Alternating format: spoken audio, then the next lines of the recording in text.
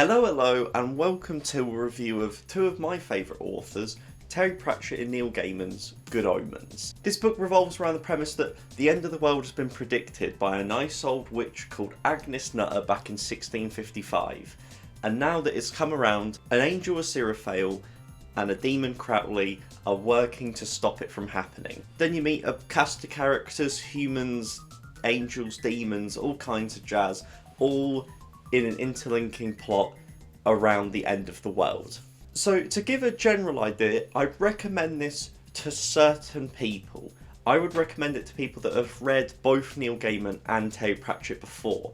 I think this is a book that is just, you have to kind of know what you're reading from both of them, just to kind of be like, this is good fun. This is just a real nice fun book. It's just fan service for people that love both authors. If you haven't read either of them before, I'd recommend other works by either author to start with. I don't think this is as good as, example, like I've read Stardust and Neverwhere by Neil Gaiman. I would recommend both of those over Good Omens to start with. And I would recommend Mort Small Gods, Going Postal, over starting with Good Omens as well. I'd recommend those by Terry Pratchett. But this is just a solid, funny book. It's absurdist. It's just a really good laugh. It's not a masterpiece though. It is messy in some parts. The first act was fantastic. I really liked all the characters. I liked all their introductions.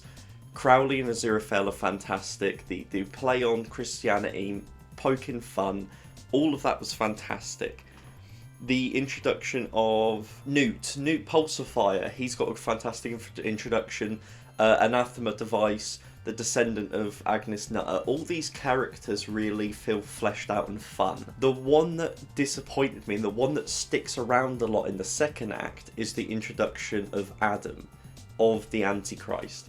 And it was kind of, I understand what they were doing.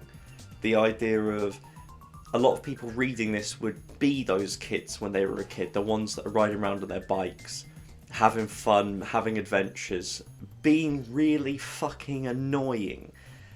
And that's where it kind of got to me, where I was kind of like, so much stuff is happening, so much fun stuff is happening, and the interactions because of what these kids are doing are really fun. Newt kind of gets into a situation that's completely off the wall and absurdist, and that is extremely funny, and I really enjoyed that part. The actual, just pages and pages of these kids chatting shit, and they've all got slightly different accents, and they're all being phonetically spelled out, where I kept on kind of stumbling, trying to be like, alright, what accent am I reading for this person to this person, and trying to match it. That bit was definitely the slowest. The midpoint slowed down for me, and I was kind of like, this needs to pick up. And luckily, it really does.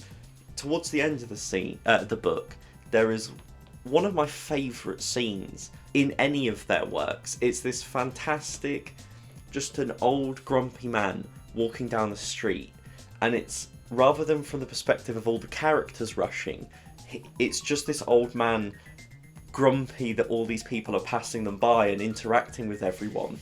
And there's something so charming and so funny and original about doing that I would recommend this book just for that section alone. Just the fast-paced, fun dialogue and the interactions and the originality is fantastic there. And my other unfortunate aspect would be that the elements of the book that I was really enjoying and would hope they would flesh out more and do more with got put on the sidelines and wasn't a big thing at all and barely got mentioned.